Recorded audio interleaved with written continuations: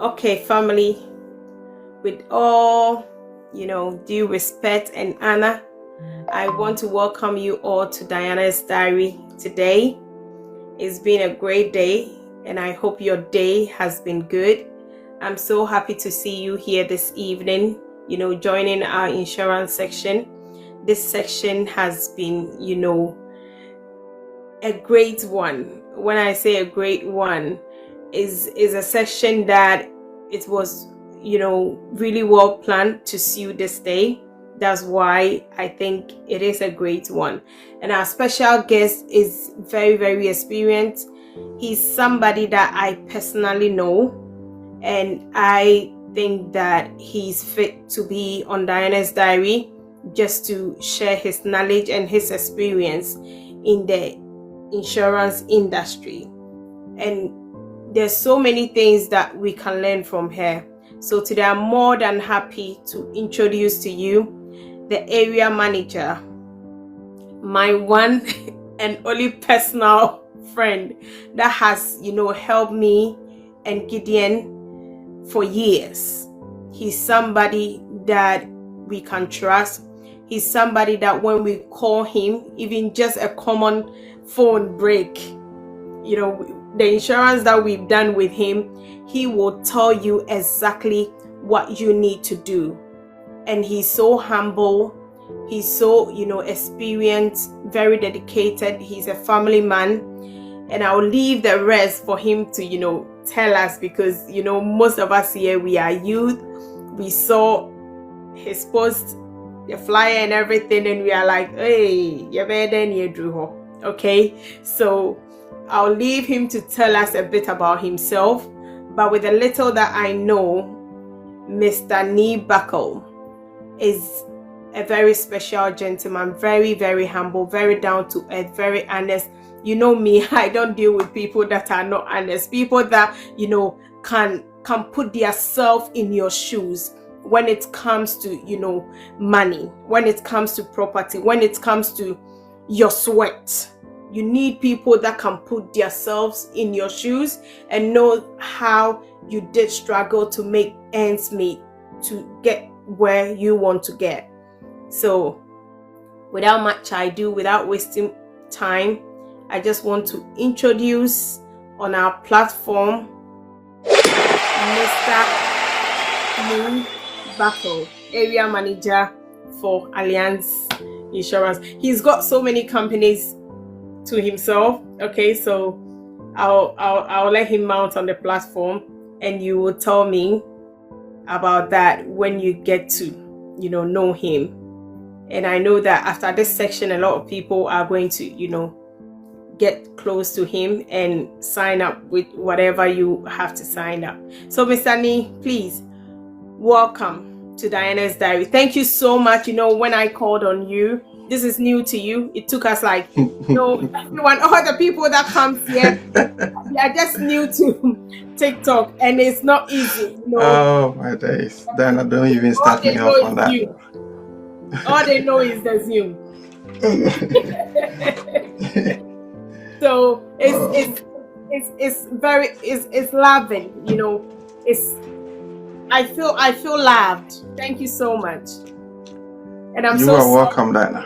Going through all those stress on page, but just to support my vision. Okay, we are good. We are good, Diana. We are good. God bless you so much. I don't take it for granted. I honestly don't take it for granted. And it was your birthday yesterday. Happy belated birthday. Thank you. Thank you. I love you so much, and I appreciate I know. The love is deep. Yeah. For your blessings to my family and everything that you've done. And I hope that people that have come on today are also going to be blessed. Thank you. Amen to that. So, like Diana has said, you know what, Diana, thank you so much for inviting me and for giving me this opportunity to come and share my experience and my knowledge with your audience. Your audience are great, and I can see the participation. It's great. The love they have for you is fantastic, and it's great to see. And you are doing a very great job here. So I would say thank you very much.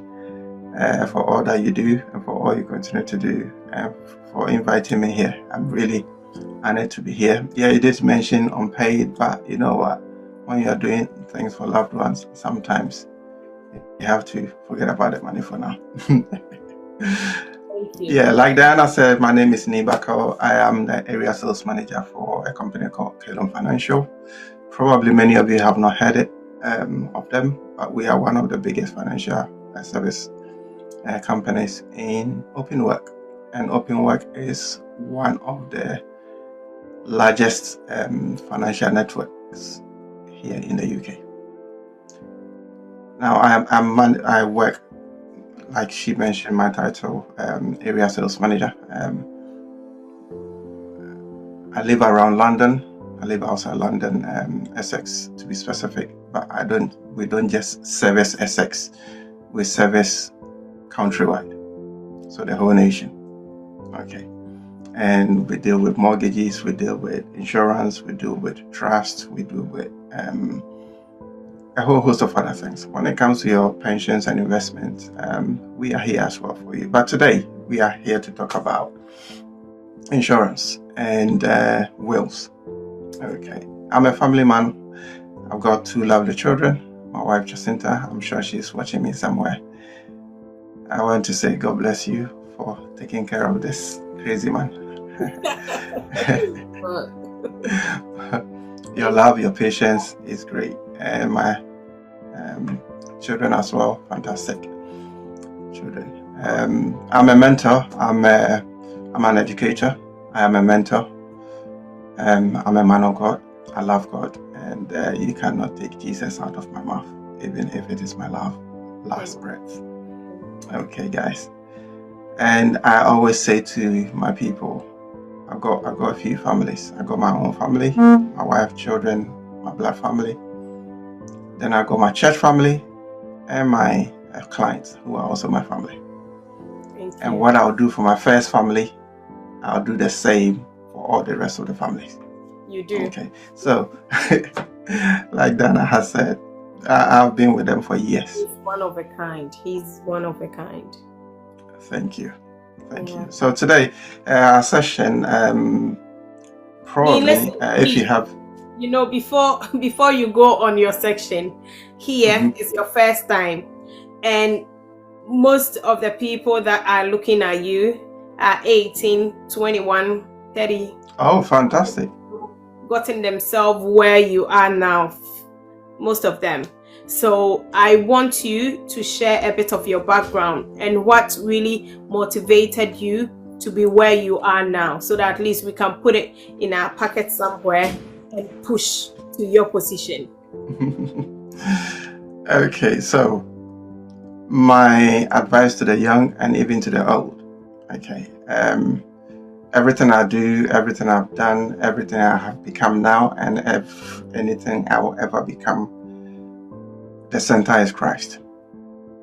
Okay, I'm not here to preach to you, but God has got the answer. Okay, when you put Him first place, not the last thing you do, not the last resort, but the first resort. Thank you. He will always resource you. Always resource you.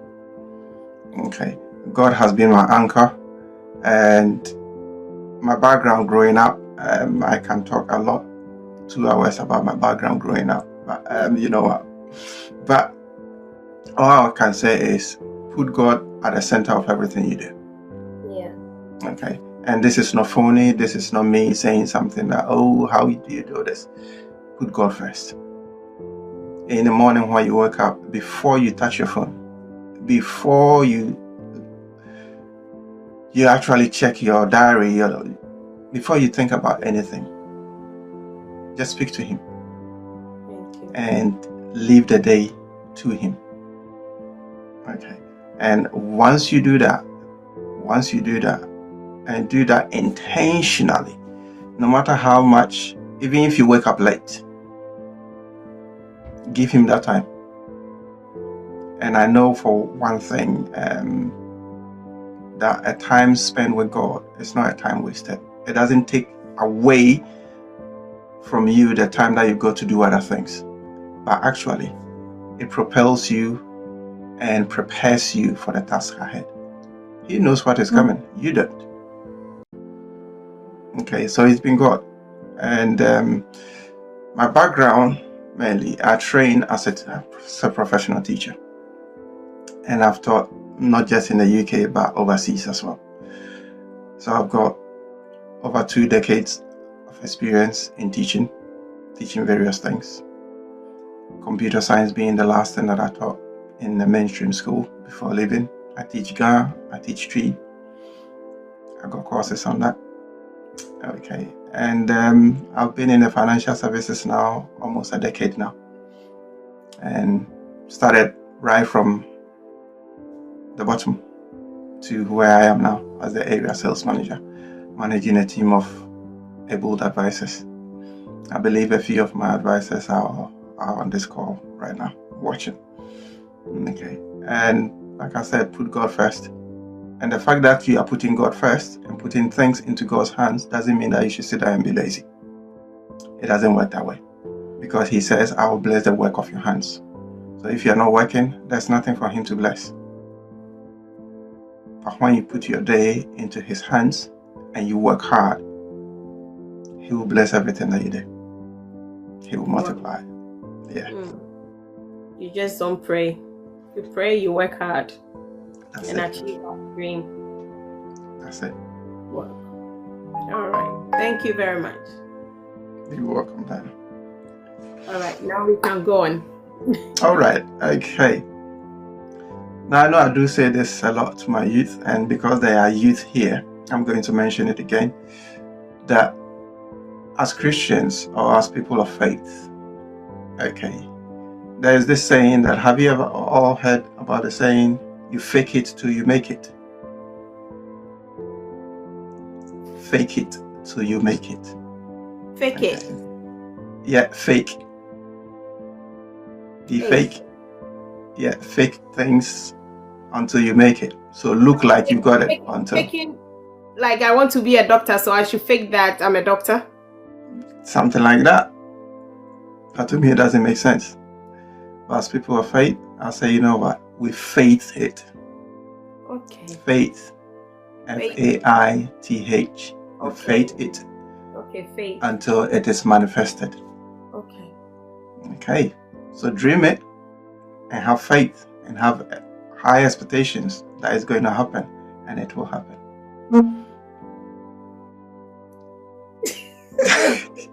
One said, I'm loving it already. Okay. You're making it comfortable. That's it. That's it. Yeah. That's it. Okay. So, for me, getting into the financial services, I believe it's a calling. It's not just a job. It's not work. So I love what I do. Okay. Yes, I left mainstream teaching as a professional teacher. I went back to uni to do my second degree in computer science, just to make sure that to go back into teaching, but left quickly to join the financial services. And hindsight, initially when I entered, I didn't realize it was an answer to a prayer until hindsight a year after. Then I realized that, hang on a minute, this is actually an answer to that prayer. So I don't joke with what I do. My integrity is at stake with what I do. I'm a living witness. Thank you. So I say the way it is. I tell you the truth. You can buy from me or go and buy it from somewhere else. That's fine. You can even search other people's company and say that, hey, this one is good. Can you do that one? Yeah. Yeah. Okay. But when you bring it, I'll tell you. If it is not good, I'll tell you. If it is good enough, I'll tell you it's good. Yes. Okay. So as a financial advisor, I speak to a lot of people, and when you meet a lot of people, they have done a lot of research, and they come with an idea. And the thing that I tell everybody is that never compare somebody else's insurance, especially how much they pay, to what you pay. It's not every insurance that is insurance. Okay. It's not every insurance that suits your need. Okay. My job, our job, my team's job is to make sure that we tailor the insurance to suit your need. So you could be twins, and what I recommend to you will be different from what I recommend to your twin brother or sister, because there's a lot of things that are at play. And comparing what somebody else pays for their insurance to what you pay for your insurance is like comparing fruits. Let's say insurance is fruits.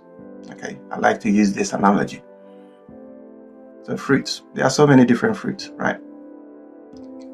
So if you're comparing oranges to bananas, these are they are all fruits, but they do two different things. They taste different. They work differently. In the same way, if you're comparing Diana's insurance, how much they pay, to Akosia's insurance, how much she pays, you're not doing yourself justice. You need to go deep to find out exactly what is covered, how much is covered, what are the extra benefits that are in there. Don't just compare prices. You'll be going for the wrong product that doesn't fit well for you and your family. Someone said, what's the topic? So we're talking about insurance in general and precisely, will. Thank you. That coffee. Okay. All right. So now insurance. When it comes to insurance, I'm speaking really mainly to UK residents, and those outside of the UK as well. You can take some seeds and some lessons from here. Okay. Even though the laws in your country may vary and may be different from what is specifically suited to you, but the general gist of it cuts across. So what is insurance? Insurance is you putting money, giving the insurance company a certain amount of money every month or annually to protect the unforeseeable things that might happen. It may happen, it might not happen. So in effect, you are putting the risk, not on the financial risk, not on yourself for when things go bad, but on the insurers. So that when things go wrong, the risk is not on you. The financial risk is now on the insurer. Okay. And as human beings, things do happen. Okay. So everybody needs insurance. Whether you are single, whether you are young, whether you are old, whether you are married, partnered, you need some kind of insurance. And there are so many kinds of insurance out there. Which one do you need? Insurance is something that you shouldn't take it for granted and just choose any insurance because you've seen an advert and you click on it and you do it on your own. Seek advice if you want the best. Here in the UK, there are some insurances, various insurances that you can take from the age of 16. Some you have to start from the age of 18. So I'll put a line onto 18. I'll say 18 and above. Everybody can take some kind of insurance. Okay. But what kind of insurance will depend on your personal circumstances. Okay. It's not the same insurance that is great for everybody. Your personal circumstances will determine what kind of insurance you need. Okay. So for example, let's talk about life insurance. In fact, let's make this a bit interactive. What kind of insurances do you know here in the UK? Apart from life insurance, because I just mentioned it. Okay. What other insurance do you know? Let me see if I can see the chat. Funeral planning. Thank you. Is it? Planning for the future. Daskin coffee. Yeah. Yep. Medical. Somebody said medical. Yep. Critical illness. Great answer. Critical illness. Health insurance. Great answers. Oh yeah. Health insurance. You guys, let's do this. I'm loving it. Okay. Good. We follow us. All right. I love the participation. Travel insurance. Yes. They are well informed. Travel insurance. Terminal illness. Okay. Ooh, dark skin coffee.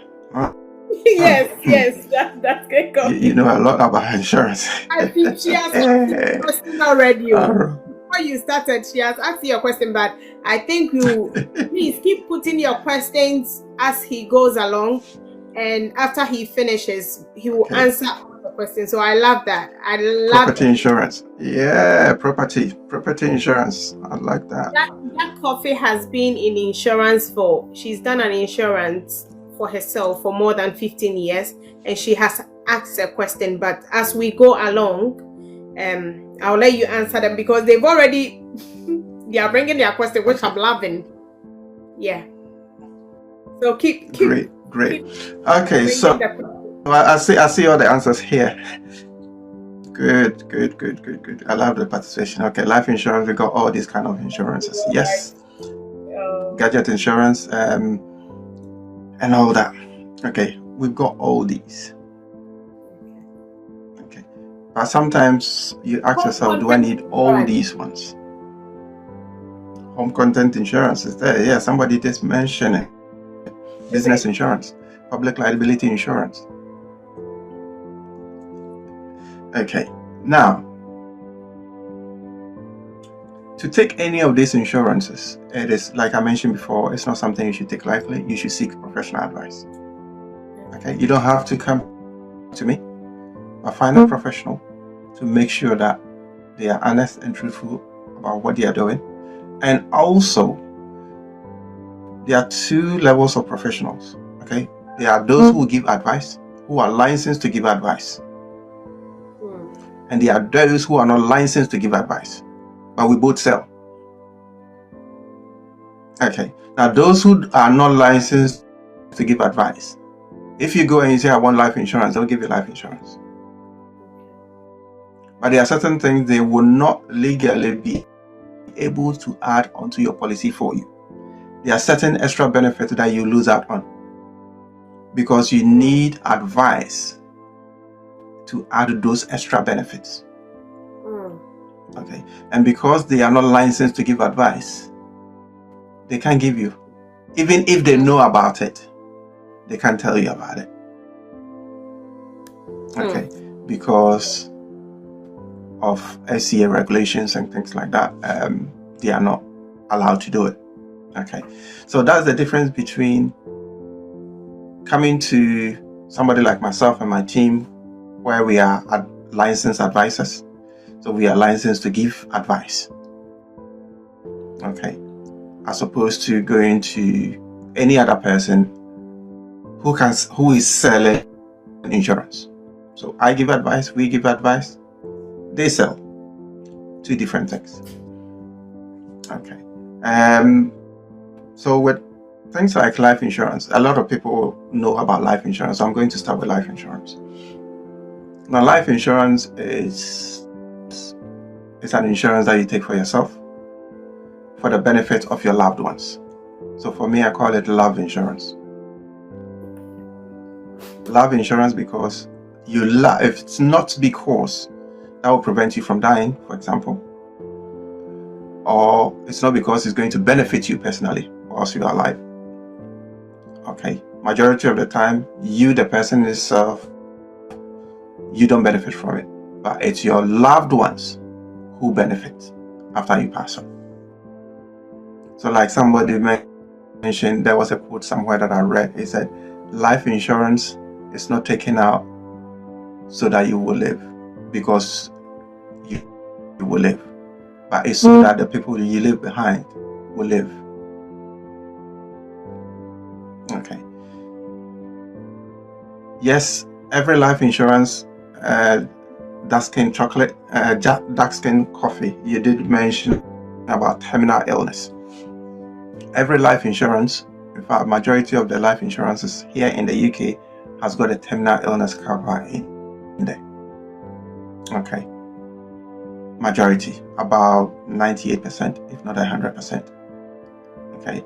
Has got terminal illness included as part of the life insurance product that they sell to you. Okay. Now, what is terminal illness? Terminal illness is defined as if due to accident or sickness. For the majority of times, due to accident or sickness, you are declared that you have less than 12 months, not 10, 12 months to live. In that case, you can claim on your terminal illness aspect of your life insurance, which means that you can claim your full life insurance and use it as how you deem fit. Okay. That is terminal illness. So majority of people who've got life insurance, no matter where you got it, there's a high probability that you got terminal illness in there. But here, this is where I'll sound a word of caution. Do not confuse terminal illness with critical illness. Okay? Terminal illness. Don't confuse it with critical illness. They are two different products. They do two different things. I speak to a lot of people come to my office, and we speak, and they say, "Yeah, I've got it all covered." And I work on referrals a lot. 99% of the clients that I get are through referrals. They are through clients that I've serviced, and they've referred me to that person, that person. Yeah, I've got it all covered. Have you? Yeah, I've got critical illness. And once I've sat down with them and we've done a review, we realize that it's not terminal illness, it's not critical illness they've got terminal illness, which comes as part of their life insurance.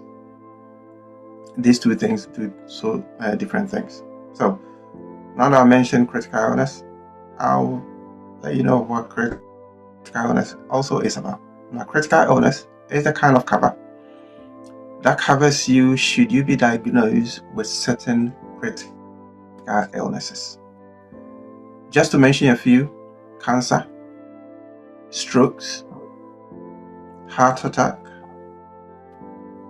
okay, major organ transplant. They are all critical illnesses. The list is long. Okay. These are critical illnesses. And if you have a critical illness cover, what it does is that it pays out a lump sum to you should you suffer any listed critical illnesses that our company covers. And you decide what to do with the money. You can decide that, okay, you know what, the NHS is being slow in treating me, so I'm going abroad to get my treatment quicker with my critical illness payout. It's up to you what you use it for. Sometimes I know some of my clients have used it to book for private physio, because the NHS physio, as great as it is, there's a lot of people who need it.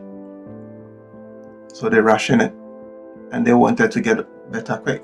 So they decided, I'm going to pay for private physio in addition to what I get from the NHS, so that I can get on my feet quicker. It's up to you what you use the money for. That is critical illness. Okay, there is a list of critical illnesses that providers do cover. And when it comes to critical illness as well, there are two levels of critical illnesses. There is the basic level, which covers a number of critical illnesses. And there is the advanced or enhanced or extra. Every provider has got a different name for it, which covers more critical illnesses and pays out for less advanced cases of certain critical illnesses. Okay, so be aware of if you have a critical illness, be aware of what kind of or the level of critical illness you have got. Now, majority of people have critical illnesses, but they've got the basic cover. It doesn't mean that it's not good, but that is better. And for me, I also advise my client that, you know what, at least every 4 years, get a professional to review your insurance for you. A licensed advisor, okay, to review your insurance for you. So that, because the market changes, things change. If there is a better one out there, don't you want the best? You can. Okay. But mind you, the critical illnesses as well, it can cover children for critical illnesses. Some right from birth, some from 6 months. It depends on the insurer. Sometimes up to the age of 21. Some insurers will cover up to the age of 23. And like I mentioned, from the age of 18, everybody can take their own policy. They don't have to write off the back of their parents' policy. Okay, I think I'll stop here. I've done life insurance, I've done critical illness. I know there's private health insurance that somebody mentioned. But I'll leave the insurance for now. In fact, no, one more. Income protection. Income protection. I don't know about that. You protect everything. Yeah, you protect everything. You buy a mobile phone, you want to protect it. You buy a laptop, you want to protect it with insurance. And when it comes to your income, you don't have any protection on your income. Now, what does it do? Okay. It does exactly as it says on the tin. It protects your income. So, for example, you go off sick, or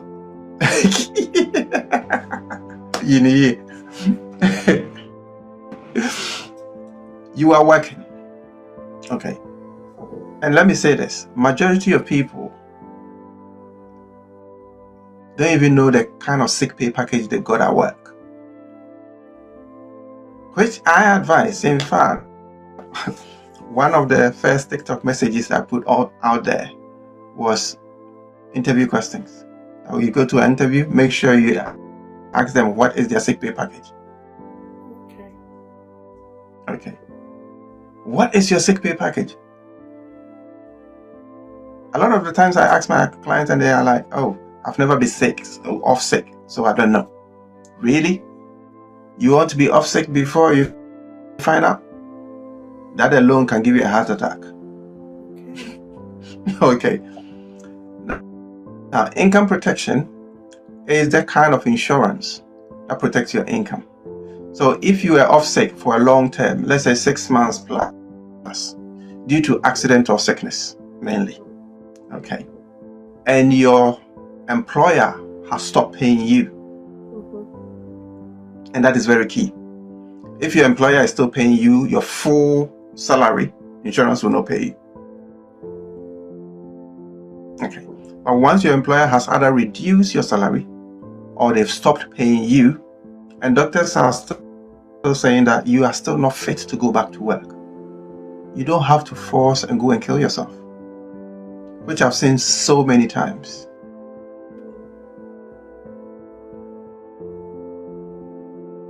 You stay at home, obey doctor's orders, and get healed quicker. Insurance will pay you every single month a percentage of your gross income. Gross income is income before taxes and all the deductions. They will pay you a percentage of that every single month for at least a year, or until doctors say that you are okay to go back to work before that year. They'll pay you every single month. You don't have to worry. But if you don't have income protection, your income is not protected.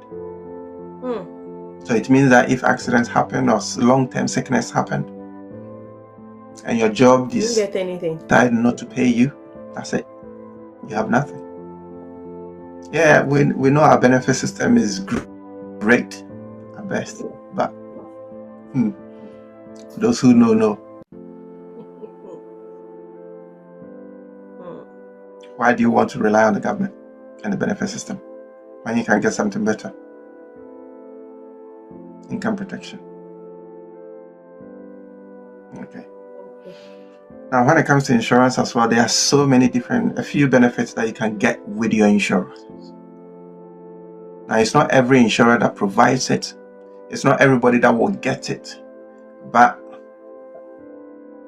why not check if you can get it? Why not check if you can get it? One of those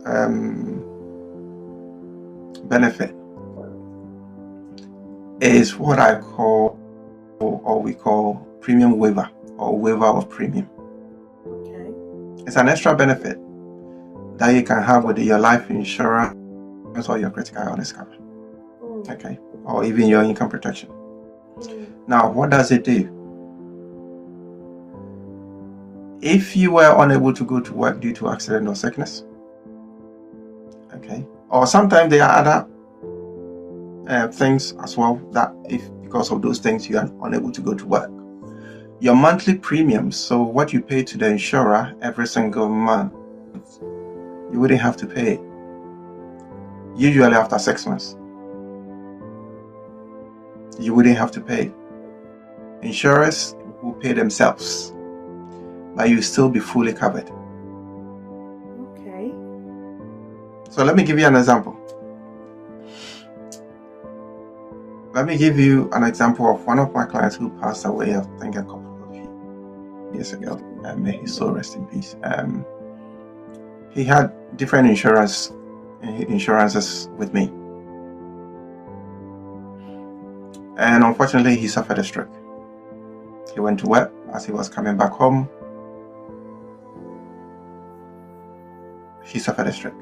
He was fine that day. He went to work. He was okay. All of a sudden, he suffered a stroke. Ambulance came. They did what they would do. They took him away. He spent a few weeks in hospital. Now he was paid for the hospital stays and all that. Because the stroke was critical illness as well. Critical illness, of course, will pay out. But his life insurance, like I mentioned, it's either you pass away and it pays out to your dependents or your family, or doctors have declared that you have less than 12 months to live. In his case, well, they didn't declare that he's got less than 12 months to live, so he cannot claim on his life insurance. But the stroke meant that after a few months, his job was not paying him again. Okay, so his income has reduced. Meanwhile, his bills has gone up because to and fro hospital, for example, if you are driving, you can't drive anymore. And you have to rely on public transport. The most expensive one, which is either private ambulance or taxi. Your expenses are going up. Your income has gone down. Now you are looking for things to cut down. Direct debits to stop. But you don't have to worry about your life insurance if you got waiver of premium, because after 6 months, majority of the time, insurers will stop your monthly collections or monthly deductions, but you still be covered. So this person that I spoke about, after 4 years of being home with stroke, this person passed away in the 5th year. Meanwhile, from the first 6 months, so it means that 4.5 years, he paid nothing, zero, on his life insurance. But when he passed away, the policy paid out fully to his family. His mortgage was paid off. The family got extra money. Hey, that is because of the waiver of premium that we added to his policy.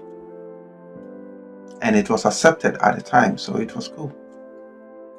Some people don't have it because they were not accepted for one or two reasons. Sorry, say that again. I was asking, and for just the 4 years he joined, they paid for everything because he added a premium waiver. Yeah, wow. Because he added a waiver of premium. First 6 months was when he continued to pay his life insurance. After that, he stopped paying for it. Ooh. Well, we made a claim, and the insurer stopped taking the money from his account, but he was still covered.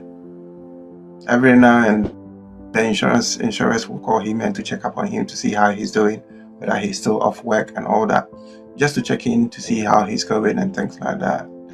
Then, when he passed away, mortgage was paid off. Some small amount of money was given to the family as well, in addition to the mortgage being paid off. Just because of that small thing we added. This is where advice is key. If you don't get advice, there's a high chance that you wouldn't have some of these benefits. You would. That's why Diana's diary is here, so you can educate us. Thank you. Thank you. So this is very important, and if you are here that you're listening to me and you got insurance, and so I would say well done in the first place for thinking about yourself and your family to take the insurance in the first place. I'm talking about personal insurance, not car insurance, no mobile phone insurance. I'm talking about personal insurance, life insurance, critical illness, income protection. Okay, private health insurance. Well done for doing that. But my question to you is, when was the last time you had a professional advisor to review it for you? Not somebody who calls you over the phone and say, okay, oh, how much do you pay? You say, I pay so and so pounds. Oh, you're paying too much. I can find something cheaper for you. Hello? We always want. How do you know I'm paying too much? Yes. We always need the cheap ways of. What I say is that when it comes to yourself, insurance to cover you, the person, cheaper is not always the best. Thank you. Thank you. Cheaper is not always the best. So the fact that somebody tells you, oh, you are paying too much without reviewing your policy should be a red flag. Or if you are kind, you can say it should be an amber flag. Going to the red. Because if they have not reviewed your policy, how do they know that you are paying too much? But if it is just based on the price, then... Mr. Nee, sorry to cut you in. How many years when you take a policy they have to review it? Is it like every year or 2 years? So that at least we know. No, I say for me, I say around. It's a great question. Thank you, Diana. But I always say around 3 to 4 years, you should have it reviewed by a professional. At least 4 years. Okay. Or when major things have happened in the family or has happened in your life, you need to get it reviewed. So, for example, I do a policy for you, or any of the members of my team has done a policy for you. You were not pregnant at the time. 6 months later, you got pregnant. 9 months later, you gave birth. That's a huge thing. So that's 15 months. Only 15 months since we did a policy for you. You need to call your advisor to review all your policies for you, because there has been a major change in your life. Okay. you were doing one job, for example, you are getting paid, let's say 20K a year. Within that year, you've been so blessed that now you are earning 35K. That's a major jump. You need to call your insurer, your financial advisor, to review your policies for you before you think about going to get a new car because you got a raise. Okay. Call your insurance advisor to review your policies, then call your financial advisor to review your finances. Some investments here, investments there. It's not for spending. Just drive your 2006 car, 2005 car like that. Don't worry. That level will come. Invest it. Invest the difference. Don't chop it. Yeah, I know we're just talking about insurance. So investment, let me put the investment aside. Hey, thank you. All right. Has there been any questions on insurance before I move on to wills? And Okay. I think we've. how many more minutes do we have, Dinah? It was supposed to be. You let's go on. Like, we've got 30 minutes. Have we? Okay. 30 minutes. All right. Okay, but we're enjoying it, so you flow with us. More like we can attract. Okay. I want to go through the questions for you. Yes, please. I've got couples. I've got about 5, but I'll let you have a go at these. You're welcome, sir. Okay. I want to. There's a lady that asks. Okay, I have insurance for that coffee. She says, I have insurance. I think it's Sister Winnie. I have insurance for 15 years for myself and children. So in case of that, any suggestion? I have insurance for about 15 years now for myself, and also I think she's got it for her children in case of any death, God forbid. Is there any suggestions you want to give her? Okay, so dark skin coffee, if I can call you that. From your question, I want to believe that you are talking about life insurance. Okay, to leave something for your children in the event that you pass away. I'm going to assume that. If not, you can retype your question in there. So if you have a life insurance for tomorrow, which it's great that you got it, 15 years, my question is, have you ever had it professionally reviewed? That's the first thing. If not, you need to get a financial advisor to review it for you. Okay. 2, do you have it in a trust? I like this question. Lovely question. Thank you very much, because then it brought me to trust. Do you have it in a suitable trust? Now, every life insurance, well, not every life insurance, but majority of life insurances should be in a trust. What is a trust? If I say that, but you know what, I'll still go back. Every life insurance should be in a trust. And someone will ask, every life insurance should be in a trust. What is a trust? Okay. I'm going to tell you. Thank you. So, a trust is like a legal entity that you put your life insurance proceeds into. So it's more or less like a box. Where when you pass away, your life insurance goes from the insurer and it's put into that box for you. And because it is in that box, okay, if you are somebody who's got a lot of properties, or your estate, the value of your estate is higher, it's an advantage for you.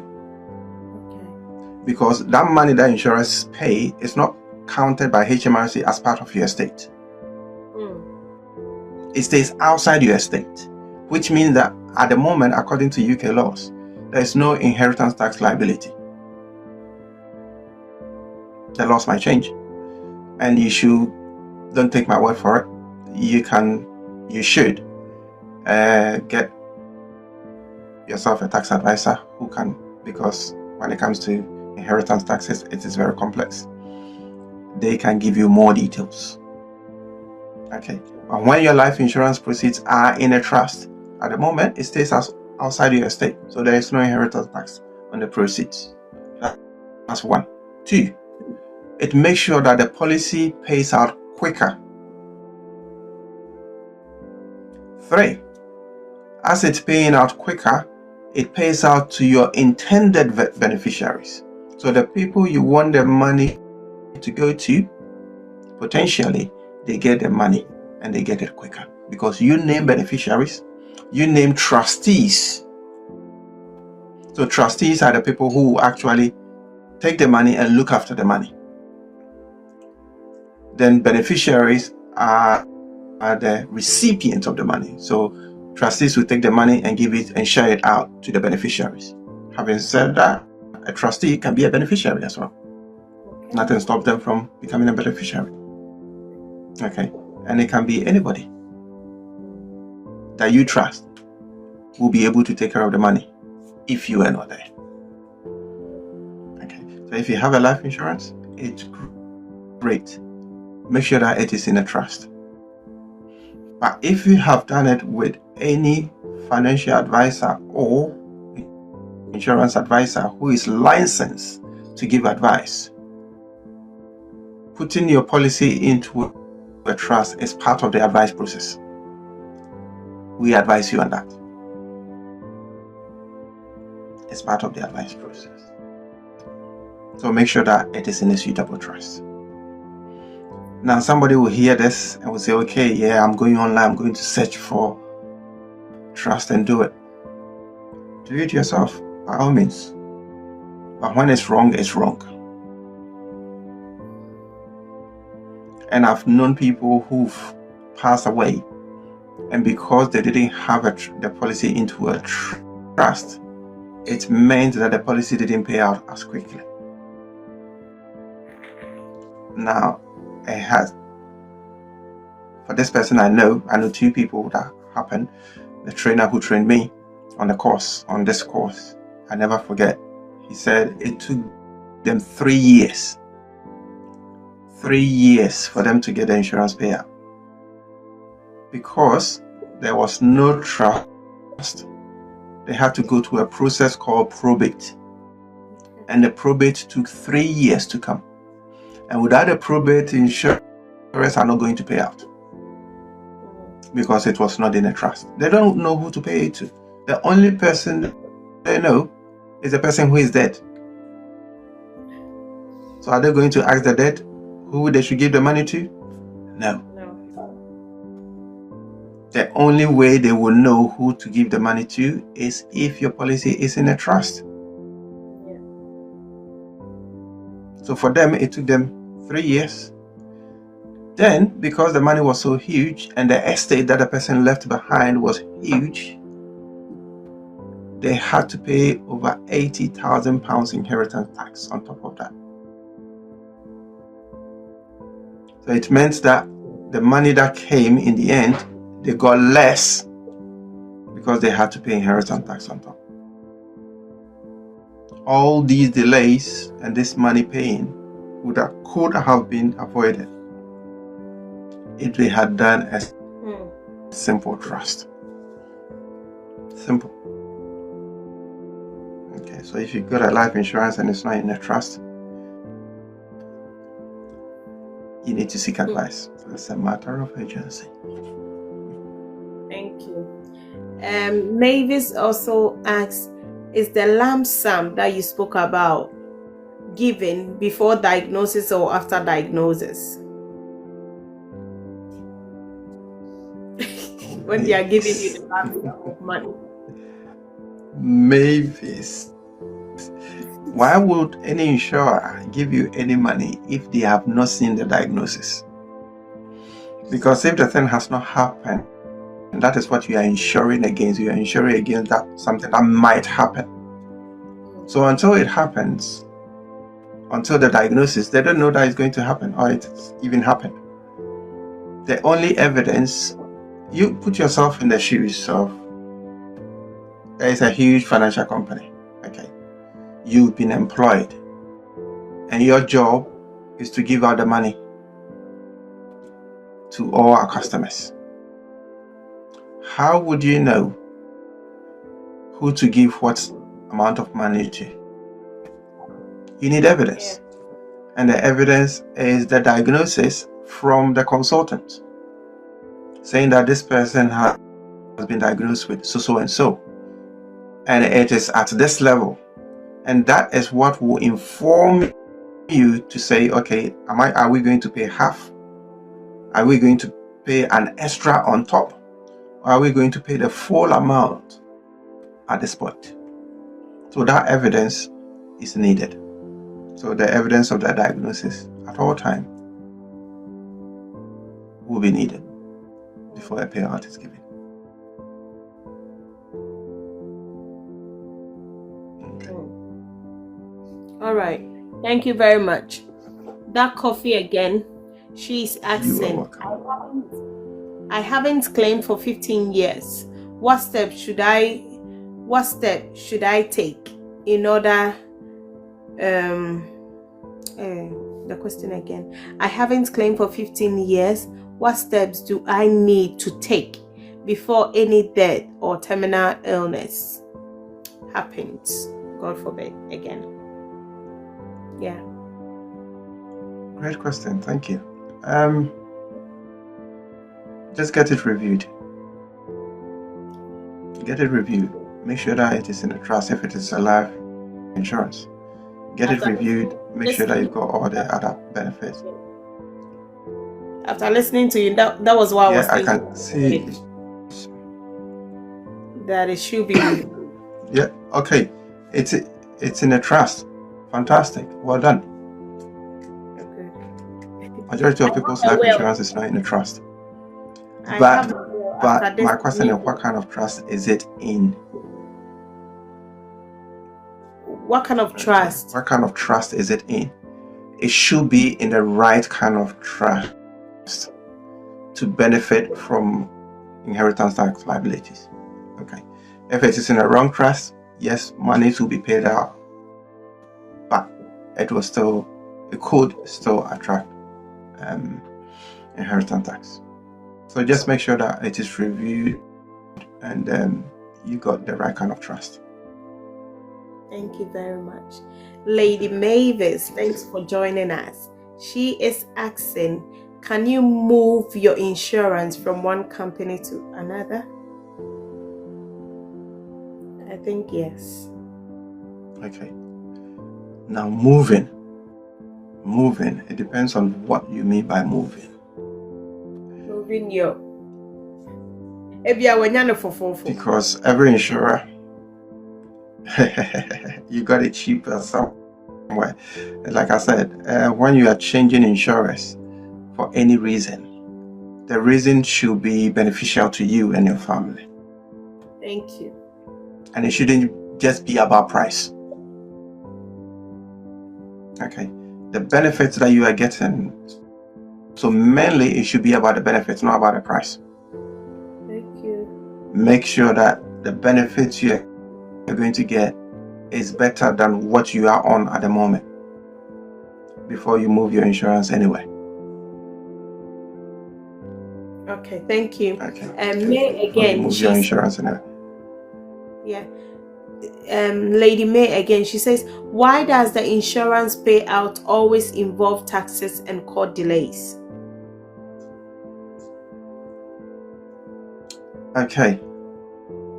It's not always like that. It's not. If it is set up correctly, you don't need taxes. Now, every insurance is paid out tax-free whilst you're alive. The only one that might incur taxes, so I'm talking about personal insurance, okay? And the only one that might have anything on is life insurance, because at that point of claim, majority of the time, is when you are gone. That is when the inheritance tax comes in. But then, if you have to put it in a suitable trust, the right kind of trust, that can also be avoided. You wouldn't have to go to court. You didn't have to find a solicitor. You didn't have to go to court. You don't have to wait and for the court to approve your probate before the monies are paid. So anybody who says that every insurance is like that, it's not true. It's a misconception. It's only because they have not done the right thing. And the right thing will be put it in a trust. Okay. So when you do insurance, this is my own personal question. And somebody just asked, you want me to go ahead or you want to? Yes, Thank please. you very much. So if you're on an insurance and you want to cancel, maybe you've done it like our sister was saying, I've done life insurance for 15 years and I want to cancel it. Is there any penalty or will I get my refund or the money I've paid? Will they give it back to me?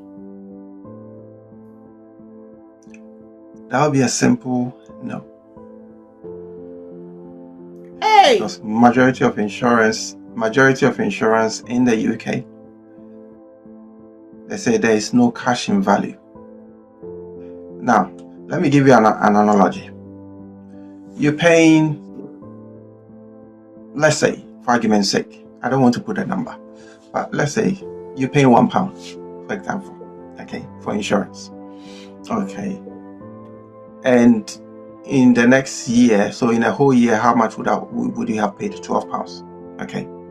And in that year, something happens to you and the insurer say, okay, you've only paid £12 a month, £12 so far. So this thing that has happened to you, even though it's very terrible, we are only going to give you your £12. How would you feel?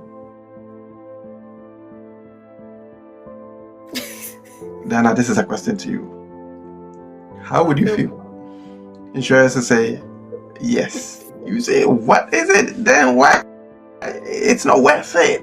I could have saved this money myself.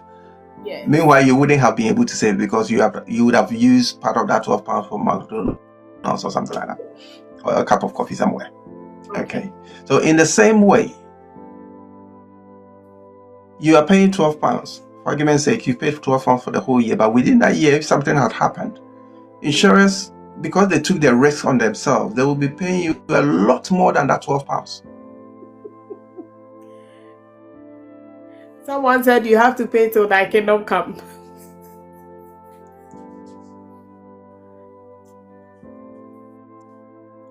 Do we? Okay, so when you benefit, if it happens, it happens. If it doesn't happen, I have insurance. But I don't pray that anything happens for me to claim. But I have it so that should it happen, because I don't know tomorrow. Financially, finance will not be something that you'll be thinking about because you got that covered by another company. You put the risk on somebody else. Now, the nurses on here or the medical professionals on here will tell you the majority of people who don't recover quickly from their illness, majority of it, it's not because of the illness itself, but it's mental. Yeah. Because they are stressed about money. Sister Equia, thanks for coming on. Thank you. Because they are stressed about money. And I've seen another question here. Okay, good. Yeah, that's Sister Equia just joined us. She wants you to briefly explain the trust because we are all hearing it for the first time. Yeah, I just saw her question. Yeah. I just saw the question. Thank you. All right, so a trust is a legal entity that your life insurance proceeds is paid into after you pass away. Okay. Now that legal entity that your life insurance proceeds, there are so many different kinds of trust. Okay. I'm only talking about life insurance trust here. Okay. Once you pass away, the money is paid from the insurers into that trust. It means that there is no inheritance at the moment, according to UK laws. There is no inheritance tax liability on that money that insurers will pay. 1. 2, it means that insurers will pay the money quickly because they know who to pay the money to or where to pay the money to. So there is no point in them delaying. As soon as they get all the evidence that they need, they pay out the money quickly. Now trust me, even though the popular belief is that insurers don't pay, they don't like paying, when it comes to life insurance, critical illness, income protection, especially the insurers that we do work with, okay, they want to pay out. You know why? The more they pay out, the more clients we give them. And we actually rate them as how the ratings we give them is how quickly, how many claims they have paid out and how quickly they paid out those claims. Every year they give us a report on how many claims they've paid out, how much they've paid out, how quickly they paid them out. And those they declined, they need to tell us why they declined and why they didn't pay. Okay, so every insurer want to pay out and pay out quickly. Really? But if there is no trust, it means that they don't know. Yeah, absolutely. If there's no trust, it means that you pass away, you are the only person they know. Okay, so they don't know who to pay the money to. The only way they will know who to pay the money to is if you go to court, apply for something we call a probate, and wait for the court to reply. And that can take months, and in some cases years. That is the only time they will say, okay, yes, now we know who to pay the money to. Because imagine, they are paying out £200,000, £100,000, £300,000, £500,000. They don't want to pay that money to the wrong person.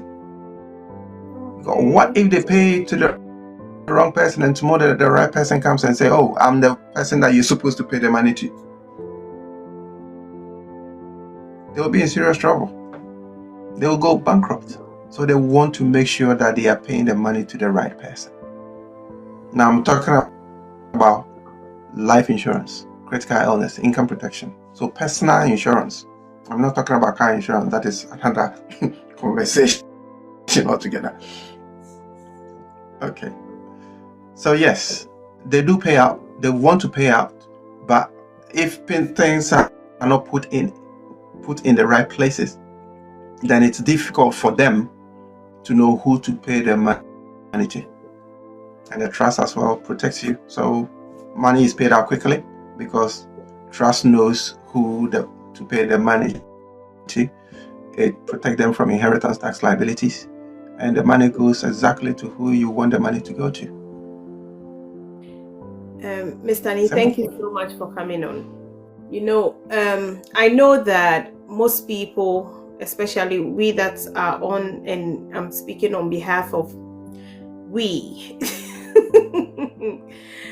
we are forced to do certain insurance, like car insurance, because, you can't ride a car on the road if, without the police will catch you. We are forced to do certain insurances, like you buy a house, you are forced to do it in case of fire or whatsoever. But we are not forced to do life insurance. So what is your take on life insurance? And we have the term and whole life insurance. Which one is better?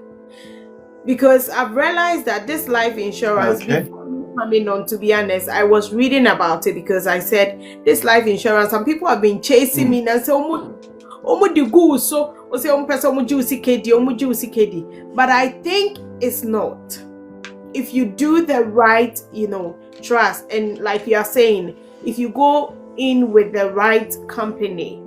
My dear sister, I love her so much that she's done it for 15 years. Most of us, we have not thought of it. We have not thought of it. I have not thought of it. I'm being honest because it's Diana's diary and it's all about my life story. I don't like talking about anybody else. I want to use myself as an example most of the time because, hey, we want to learn from each other. Okay? So if you are free to speak using you, it's okay. I don't like saying people's story. So personally, I have seen the need. I was reading about it because whoever that comes on Diana's diary, I'm like, I need to be up on this game to ask sensible questions. So I was like, yeah, it is good. the life insurance is very, very important, because we don't have to be forced to do certain things, because they know that the house, if anything happens, you are going to be, in crisis. So what about your life, your children, and stuff like that? So family, I'm not lobbying for insurance companies, but I think it's something that from today, I'm going to, talk to you after with life insurance, because I'm not doing it. And I think it's good. So my Diana, question. you were covered. You were covered. Yeah. So your question about two questions. So forced to do life insurance, certain insurances, and why is it that the government don't force us to do certain insurances? You know what? Like I mentioned, insurance is you putting the risk on somebody else. Okay. So for example, you buy a house. As part of your contract, they want you to do buildings insurance. They don't care whether you do content or not. Content is for you. They are protecting their asset. And I'm always chasing you for. Okay. So if you think, I know. So if you think it is not important, why do you think they are forcing you to do it? It is protecting their asset. They're giving you a loan to buy a house for 100,000, 200,000, 300,000. They are protecting their own. Tomorrow, if there is a fire, yes, you are alive, but they cannot come and collect that money from you, because you don't have it. If you had it, you didn't come to them. You wouldn't be on the mortgage. You would have bought that property outright. But with the insurer, they put a risk on that insurer, so the insurers will come and rebuild the whole house from ground to finish. They still got their money in there. They are protecting their investment. Okay. That's why. So that's why if you don't do content insurance, yes, if you don't do content insurance, they don't care, because content is about your property inside of the house. It's about the stove, the phones, and the TVs. Exactly, and the carpet and the sofas and things like that. If they all burn out and you don't want the insurance to replace them for you, that's up to you. Okay. They are protecting their own. Okay. So that is something that we should have in mind, that if they are forcing us to do that, there's a reason behind it. These are big companies with big monies. Even them, they are taking insurance. How about your stuff? Okay, they can build that house in a second. They have the money. But do they want to spend their money? No.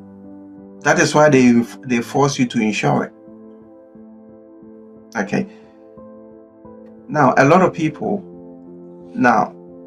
these days when you go and get a mortgage, before they never even tell you to take life insurance to cover the mortgage or critical illness. But now in the statement, they actually stated that we advise you to strongly consider taking a life insurance, at least a life insurance, to cover this mortgage. And why is because that? Hang on a minute. If the house is still there and you pass away, they can still get their money, because they can put the property back on the market, sell it, and get their money back. So if you don't do the insurance, that's fine, but they strongly recommend. Because why? It takes them a while. It costs them as well. It takes them a while to get their money back. And they don't want to see families displaced. So if they are strongly recommending it now, then you should know that there's something important in there. I've had clients who passed away. When I did the insurance for them, they didn't have any medical condition. But today they are normal. There are two things that are constant in this life: the day you are born and the day you die. You celebrate your birthday because you know the day you were born. But the day you die, nobody knows. It could be today, it could be tomorrow, it could be tomorrow next. But when you die and go and meet your maker, what have you left for the loved ones and the gifts that he gave you? Did you actually take care of those gifts? Remember, your spouse and your children are a gift from the Almighty. Okay. He will ask you, did you protect them? Did you leave something behind? A good man, a good book, as the Bible says, that, you know what, a good man, in this case man and woman, leaves an inheritance for his children and his children's children. Legacy. What kind of legacy are you living? Make sure that you have done that insurance. So if A lot we are of planning, people, they buy a property, they do the life insurance on it. They do the life insurance on it, then they can't sell it because it's not by force. Yes, it's not by force, but how about your family? If you pass away today, would they survive paying all those bills? So when you are canceling that life insurance, that will pay out when you pass away, will pay your mortgage off. You should be thinking, am I doing my family good by canceling it? Your insurance should be the last thing you think about. No matter how much you are struggling financially, it should be the last thing you think about. Don't touch that direct debit. okay. Unless it has been professionally reviewed and you've been told that, okay, there's a better product for you. Okay. And the next part of your question was term life and whole of life. Yes. If we decide to do it, which one should we do? Term life or? Everybody is different. Both of them are important at different stages of everybody's life. At some stage, you need the term life insurance. At another stage, you need the whole of life plan. It all depends on the stage in life that you are. And that is why you need professional advice. So that the insurance will be tailored to suit your needs. It's not every insurance out there that a friend has that is good enough for you.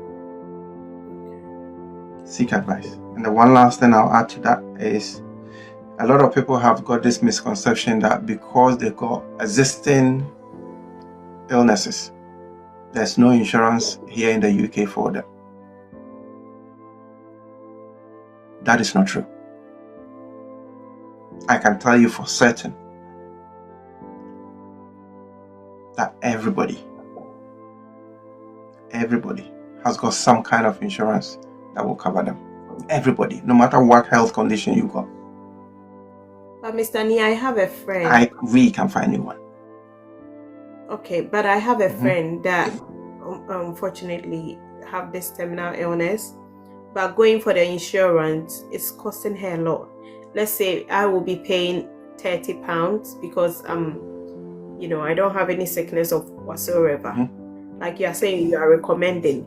If they look at your history, they want the hospital report from the doctor before they give you this insurance. But unfortunately for her, the money that they are quoting her, it's not that there's none there, there's something there. But why is it so expensive? Because it's simple. Dying. Probably because this friend is looking at the wrong kind of insurance. All right, I'll let her call you. That's why I say when you get the advice, the insurance is tailored to suit your need.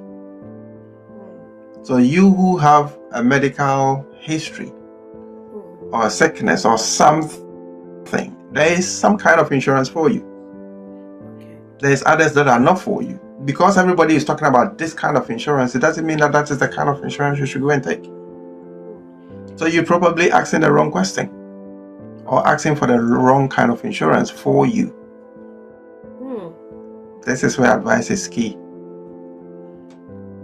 Thank you. Yeah. All right.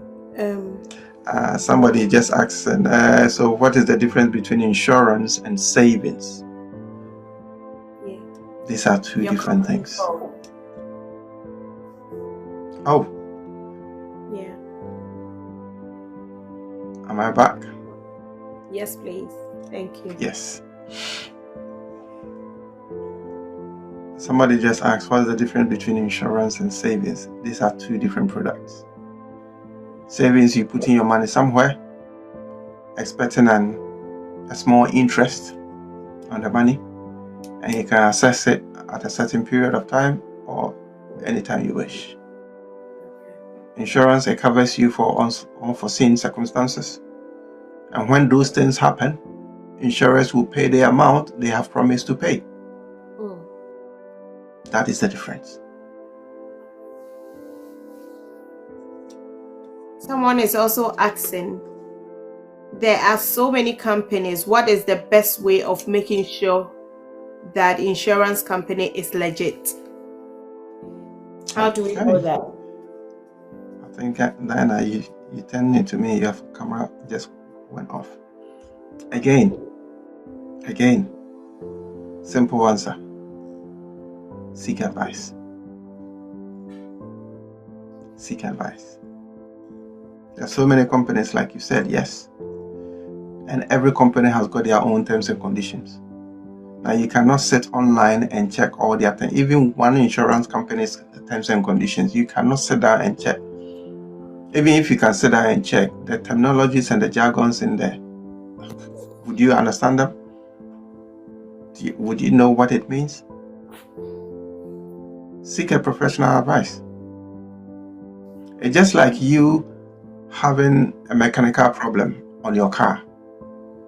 And instead of going to the mechanic to diagnose it and to work on your car, you decide to go on YouTube to do your own research to come and fix your car without technical knowledge. We all know what is going to happen. Seek advice. Thank you. Okay. Now, talk. Sometimes we want things cheap, which sometimes is good. It's okay. We bargain, we get prices down. Yeah. But seeking professional advice will actually end up saving you in the end. Because trust me, you might be paying for something that will never pay out. Thank you. So because of time, we will let you go through the will quickly. But Lady Prissy, she also the real life Prissy, she said, yeah, I also thought it was because of the risks with terminal illness. That's why it's also high. I'll let you rush us through to the will, or you come back again. All right, so will. Yeah. Now, will is so important that people underestimate will, and they want to get properties and things like that before they set up a will. Now, my question to you is, do you have any dependents? Especially if you are an unmarried couple and you got children under the age of 16 or even under the age of 18. So in this country, it's under the age of 18. 18, you are an adult. That alone is a reason to get yourself a will, because of what we call guardianship. You're an unmarried couple. What if you pass away and you leave your child? Your child is going to social services because you're unmarried. The chances of your child or children going to social services is very high. And you have to prove who you are before you get the children back.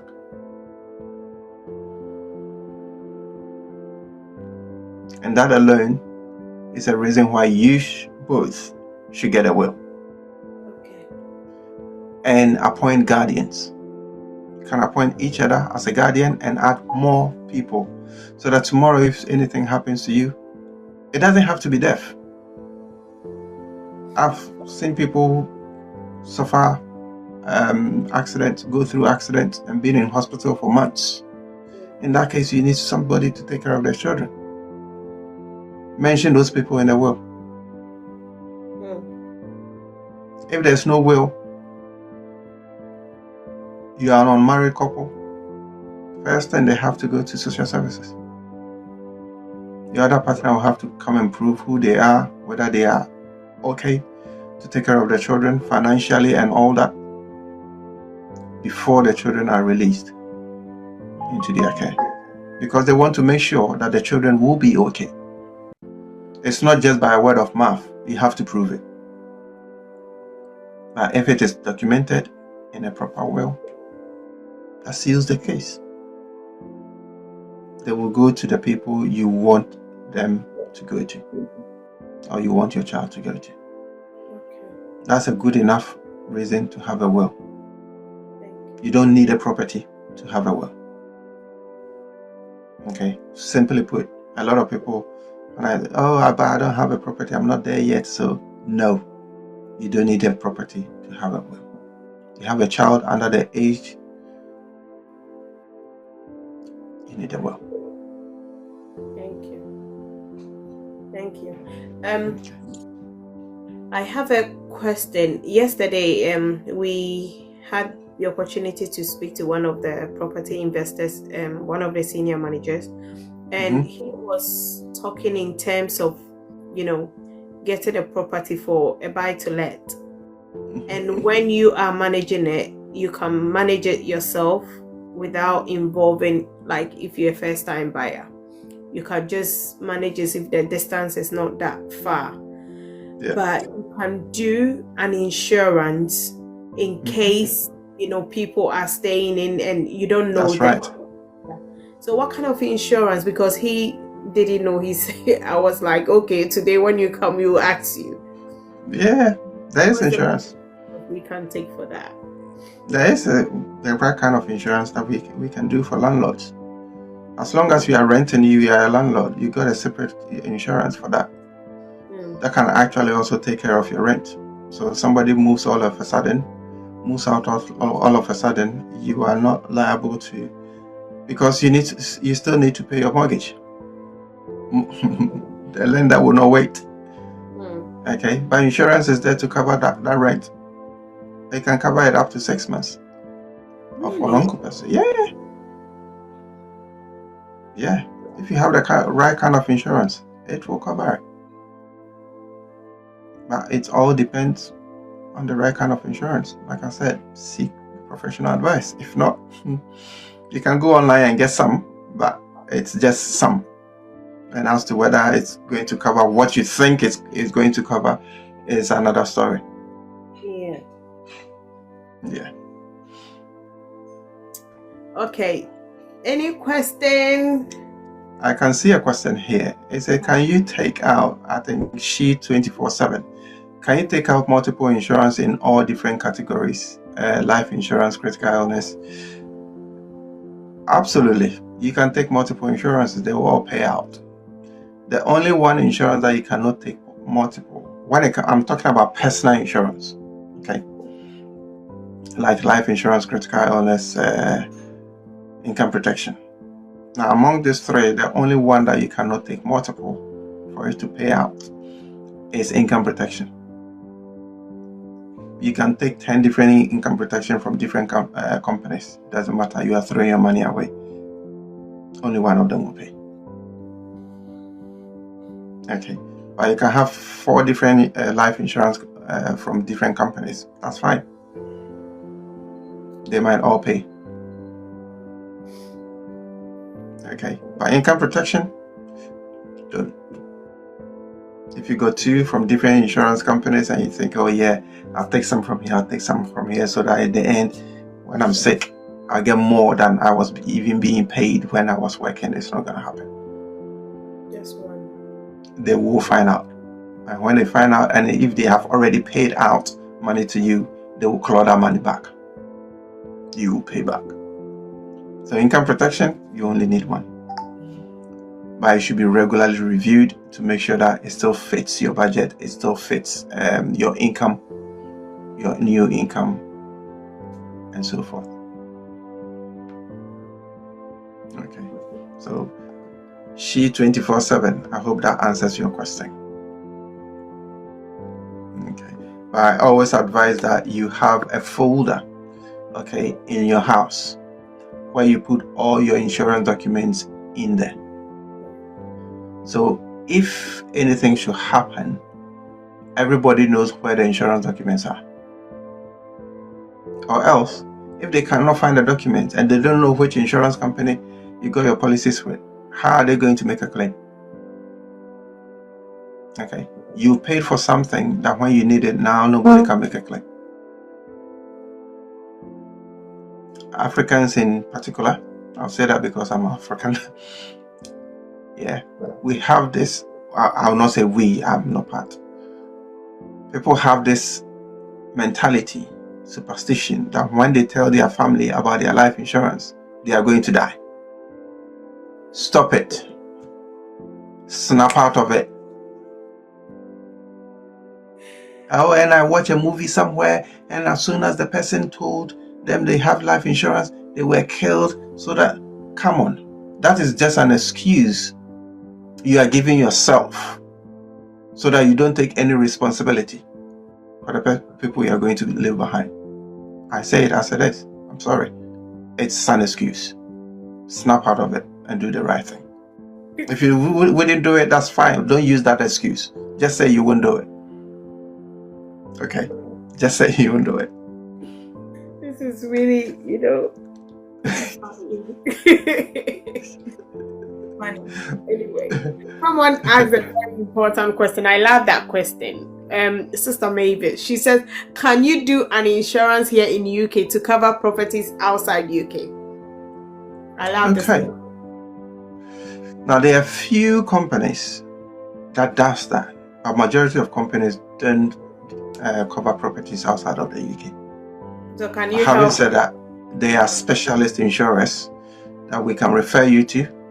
Our company, we don't do it, but we can refer you to some specialist companies, and they will look at which country, the location, and they will decide whether they are going to insure those properties or not.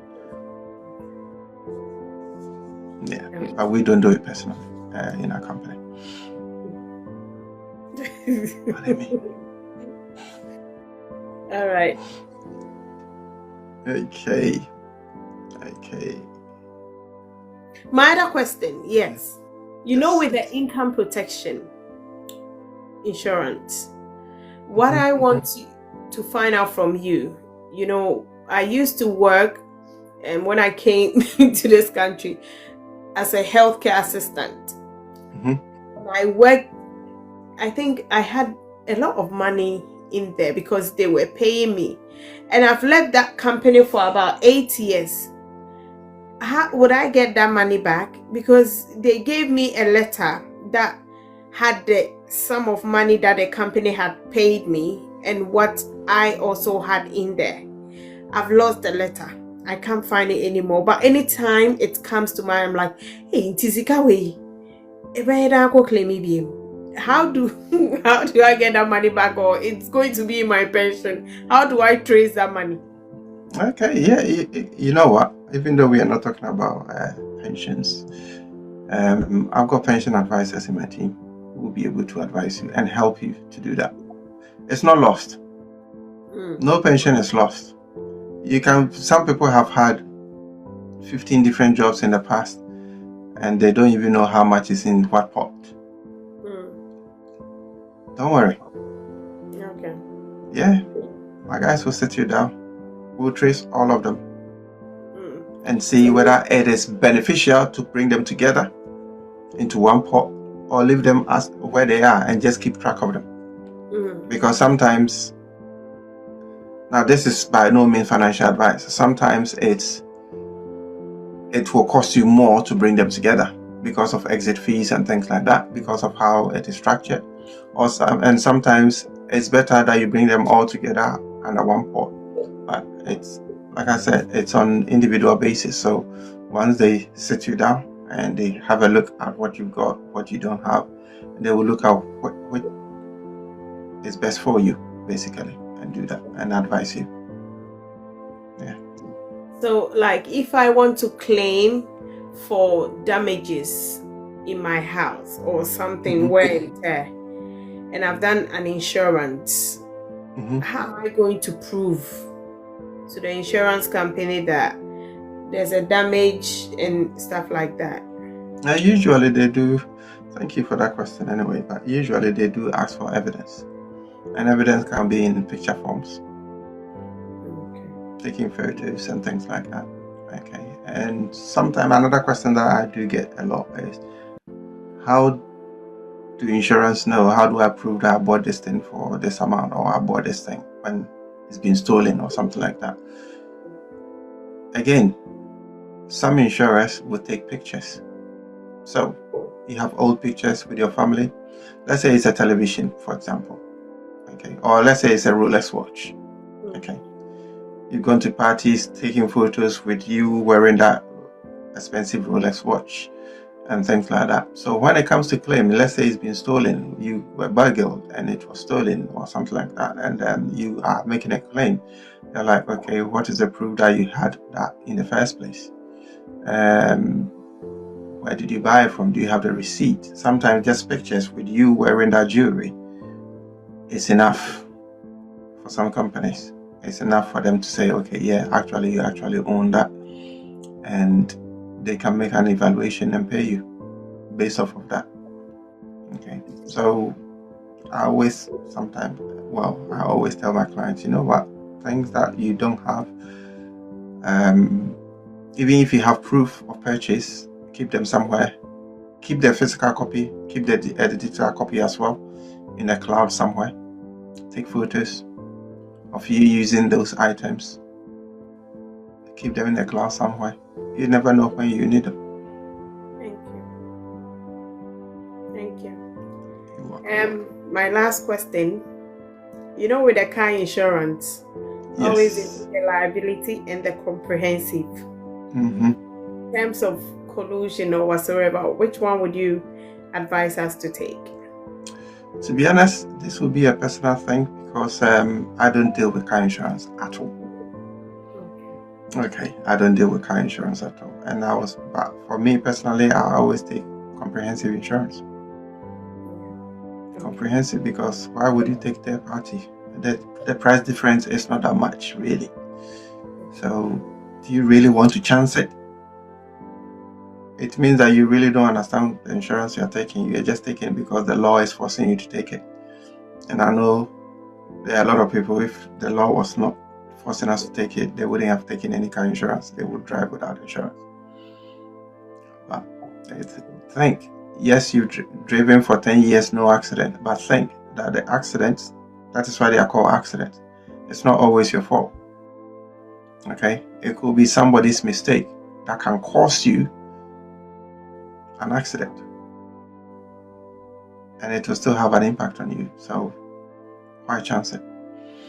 Okay, please, that life insurance thing, if I decide to do it, and let's say I break, okay, like our lady has done it for 15 years. Mm-hmm. I've done it for 2 years, and I break the premium for maybe 3 months. Can I resume again? Will it be a continuation, or they will have to start? It might, depending on the insurance company. It might. They might reinstate it, but they might have to check certain things.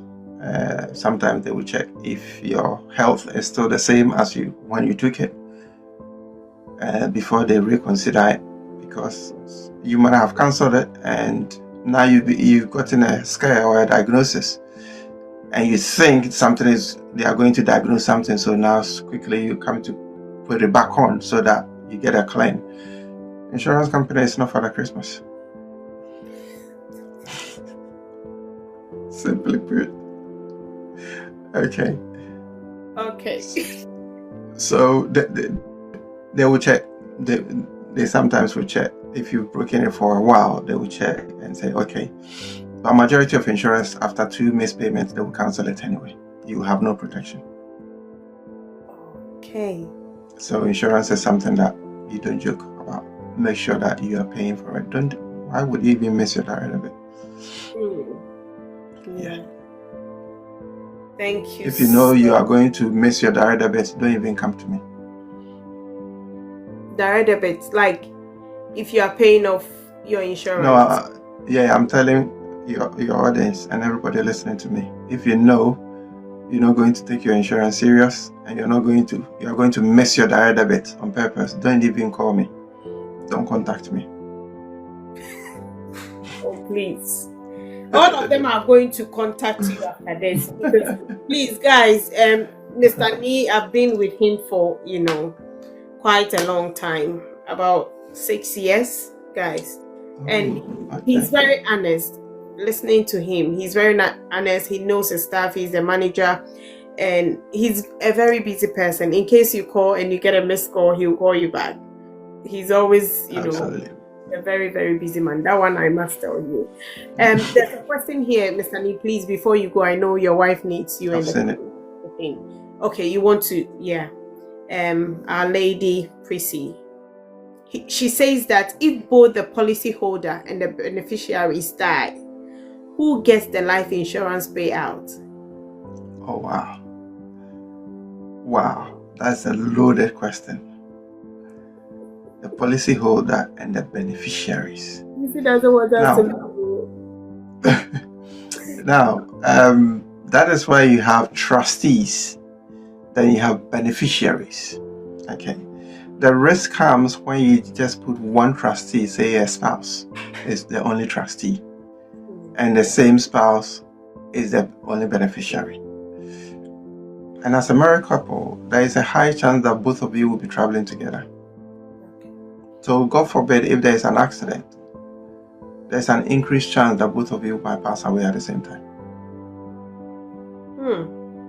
So as trustees, find more trustees. Don't just put one trustee. Have a second, have a third, have a fourth trustee. If you don't have kids? If you don't have kids? Offer. For the trustees, the trustee can be anybody. Oh, okay. Trustees can be anybody. In fact, beneficiaries can also be anybody. So in the event that maybe one beneficiary is passed away, or the main or all the beneficiaries are passed away, the trustees can decide, because the money will be paid to the trust, into the trust, and the trustees can decide who to give the money to, because the beneficiaries are not there. They can decide to give it to the beneficiaries' children if they have children.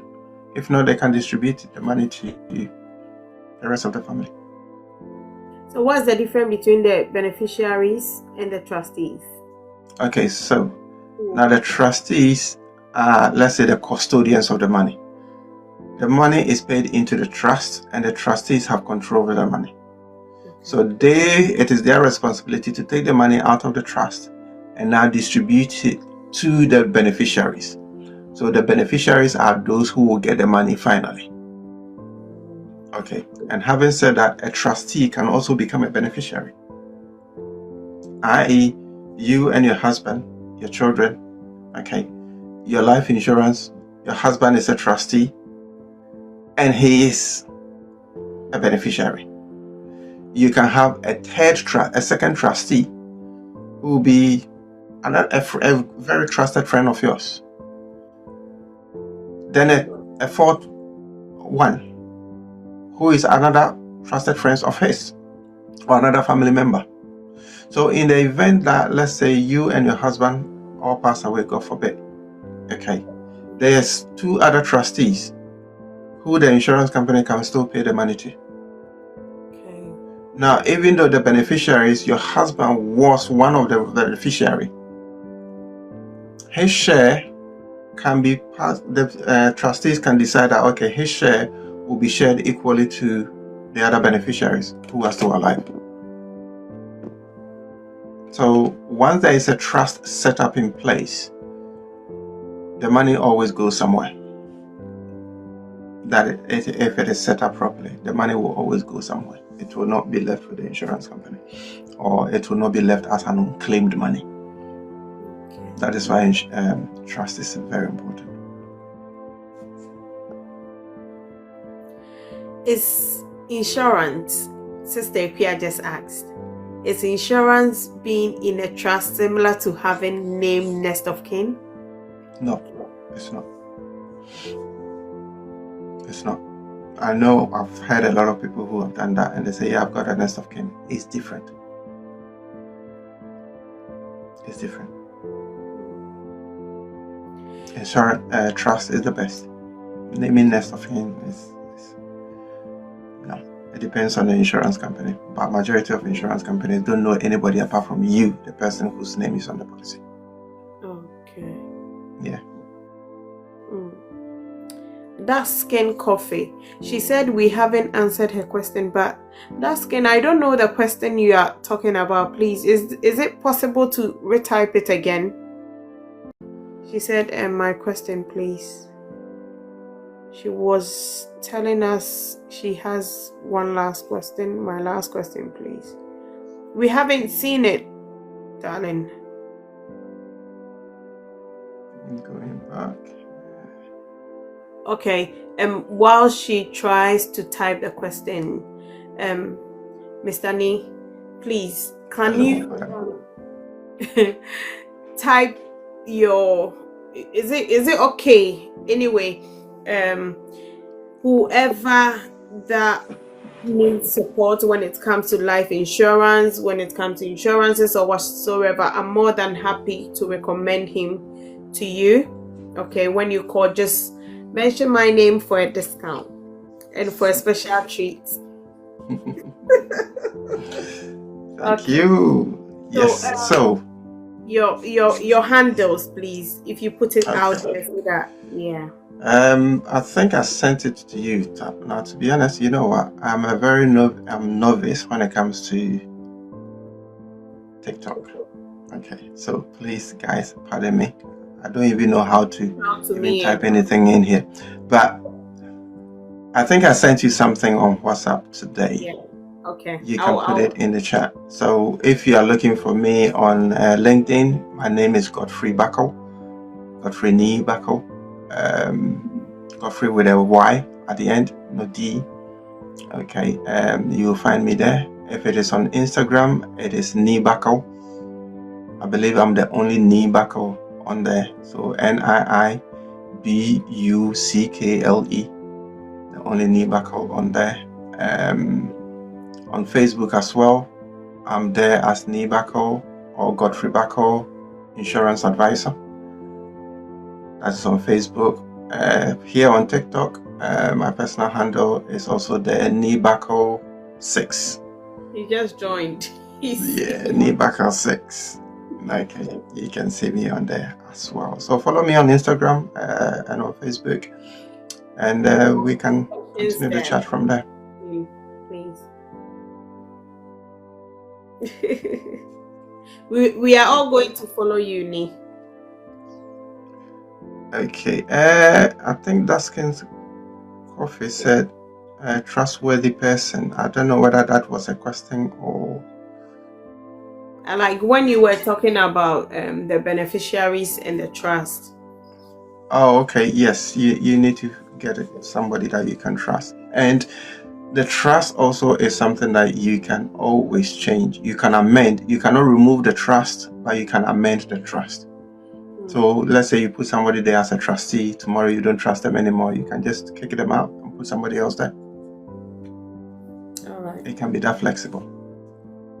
Okay. Without very lovely people. No, Diana, go on. Without no additions, no subtractions, no divisions. Yes, okay, yes. Guys, I'm so happy that we have learned today. Mr. Nee is just like a family. We met through, this investment and everything, and he's become like a family to me. So I'm so comfortable today. It's not like Steve them that come and I'm so tensed. I'm so comfortable, and I knew that he was going to give it to us. And I know that we've all learned today. Please, if you are not doing any insurance, don't let us force you to do insurances that like this car thing and all that. He has taken his time to take us through all the insurance policies, and this life insurance is something that is detrimental, and we have to all put ourselves into it. Like I was saying, I was reading about it, and I think that I have to contact Uni, and I think everybody should try and do it. We shouldn't be forced to do certain things. Is the benefit if you Google or you read about it, you know why it's important to do a life insurance. And that's not only the only thing. He has mentioned couples, like the income, insurance, which I also didn't know that. Yeah. And for that matter, as an agency worker, how do you do that? There is something for everybody. Okay. Yeah, even if you're on 0-hour contract. Self-employed. As I'm self-employed. Okay, self-employed people, we even need income protection more than anybody else, because there's nothing else to fall back on apart from your savings. So yeah, there's something for everybody. Income protection, we can sort you out. That's no problem. Thank you so much, Mr. Nee. God bless you. Thank you very much. In our platform this evening, we have taken much of your time. I told you it's just going to be. You owe me plenty. Me too, yeah.